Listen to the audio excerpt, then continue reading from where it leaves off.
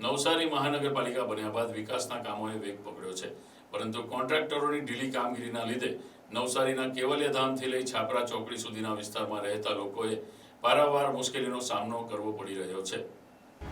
નવસારી મહાનગરપાલિકાની રચના બાદ નવનિયુક્ત મ્યુનિસિપલ કમિશનર દેવ ચૌધરી દ્વારા વિકાસના અનેક કામો હાથ ધરવામાં આવ્યા છે, પરંતુ કોન્ટ્રાક્ટરોની ખૂબ જ મંદ ગતિની કામગીરીને હિસાબે શહેરની જનતાની મુશ્કેલીમાં વધારો થયો છે.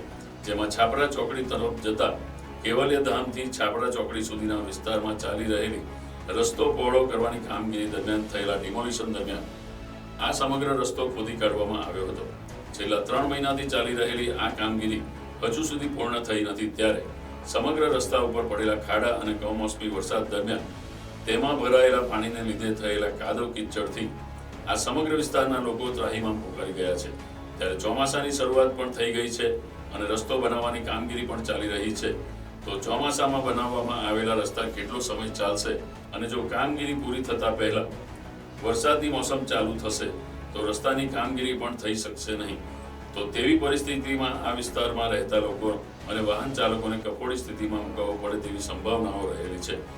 ત્યારે મહાનગરપાલિકાના તંત્ર અને વહીવટી તંત્ર દ્વારા આ વિસ્તારમાં રહેતા લોકોની પરિસ્થિતિ અંગે વિચાર કરી તાત્કાલિક યુદ્ધના ધોરણે આ રસ્તાનું કામ પૂર્ણ કરવામાં આવે તેવું લોકો ઈચ્છી રહ્યા છે. ત્યારે છાપરા રોડના રહીશોને વરસાદી સિઝનમાં મુશ્કેલી ન પડે તે બાબતે તંત્ર દ્વારા વહેલી તકે આ રસ્તાનું કામ પૂર્ણ થાય તેવી લોક લાગણી પણ ઊભી થવા પામી છે. સાથે સાથે આ સિઝનમાં બનાવવામાં આવનાર રસ્તાઓના કામની યોગ્યતા ઉપર પણ વહીવટી તંત્ર દ્વારા ધ્યાન આપવામાં આવે એ પણ એટલું જ જરૂરી છે. તો હવે કામગીરી ક્યારે પૂર્ણ થઈ શકશે તે જોવું રહ્યું. આનંદ પ્રફુલભાઈ દેસાઈ, રત્નાકર સોસાયટી પાસે આ ભયજનક ખાડો છે. 10 દિવસથી અહીંથી અમે આવન જાવન કરીએ છીએ, પણ અમે હાલાકી ભોગવીએ છીએ અને એ ખાડોને પૂરવામાં આવતું નથી. જીઈબી વાળા કહે છે કે કોન્ટ્રાક્ટરનું કામ છે, કોન્ટ્રાક્ટર કહે છે કે જીઈબીનું કામ છે. સાહેબ, અમારે શું કરવાનું? અમારે આવી રીતનું કરવાનું? અમારે શું કરવાનું એ બોલો. અમારી